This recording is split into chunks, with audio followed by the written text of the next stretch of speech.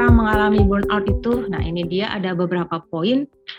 Salah satunya adalah terlalu baik bekerja dan tidak punya waktu bersantai. Ini pernah saya ada satu teman saya gitu ya, mungkin bukan teman sih ya. Saya dulu kan pernah jadi seorang guru gitu ya, dan dia mantan murid saya. Terus dia bercerita, curhat gitu sama saya. Dia bilang begini, Bu, saya tuh namanya kerja itu nggak bisa stop loh. Jadi kalau Sabtu Minggu itu saya kerja. Saya nggak bisa namanya santai-santai, saya nggak bisa namanya mungkin orang lain bilang jam mulu jalan-jalan kek atau hangout atau nongkrong gitu ya. Saya nggak bisa gitu loh. Jadi dia katanya sangat menikmati untuk bekerja ya. Jadi buat dia itu pekerjaan itu adalah suatu kenikmatan daripada dia harus mungkin santai-santai jalan-jalan atau mungkin pergi kemana sama temennya, sama keluarganya gitu ya. Bagi dia kalau waktu santai itu, waktu libur itu tetap untuk bekerja atau melakukan aktivitas yang menambah ilmu buat dia. Gitu, seperti itu. Jadi buat dia itu mungkin saat ini dia mungkin tidak mengalami namanya burnout ya, tapi dia ada dampak lainnya yang terjadi sama dirinya, yaitu dia sempat mengalami namanya matanya itu infeksi ya, karena sering bertemu dengan gadget, terus dengan laptop gitu ya, karena selama waktu WFA itu dia itu lebih senang bekerja di rumah daripada dia harus bertemu dengan banyak orang, karena dia sangat cukup takut sekali dengan namanya waktu itu dengan COVID ya.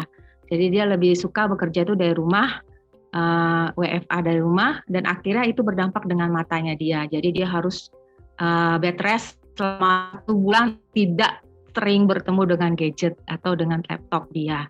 Itu efeknya buat dia ya. Lalu kedua, beban kerja yang menumpuk. Nah ini nih seringkali terjadi ya di dunia kerja sekarang, dan saya pernah mengalami ya, pernah kerja di tempat orang gitu ya. Dan itu ketika kita job desk-nya itu apa, terus pada saat kita bekerja, berjalannya waktu, ternyata itu yang diberikan pekerjaannya itu bukan hanya yang sesuai dengan job desk, bisa ada hal yang diberikan yang kita harus kerjakan dan kita harus mengikuti aturan dari perusahaan tersebut gitu ya.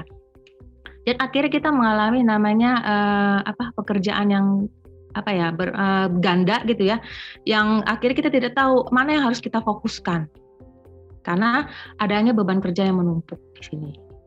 Lalu adanya tekanan pekerjaan yang tinggi, kurang mendapat apresiasi. Nah ini dia ya, kita sudah maksimal bekerja, kita sudah memberikan yang perusahaan mau, atau mungkin dari ada yang masih kuliah, dari dia kita sudah belajar dengan tekun, mengikuti apa kata dosen atau sebagainya. Ternyata kita tidak mendapatkan apresiasi tersebut gitu ya.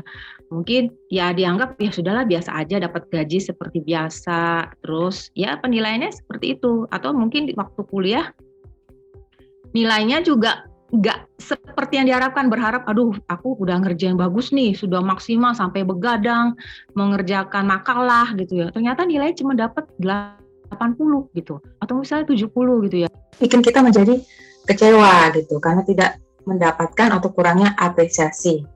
Terus pekerjaan yang terlalu monoton atau terlalu dinamis, dan ini yang sering terjadi pada anak muda sekarang ya. Dan sebenarnya saya juga pernah ngalamin ini nih, kalau ketika ada pekerjaan yang menumpuk ataupun tugas yang menumpuk, akhirnya berdampak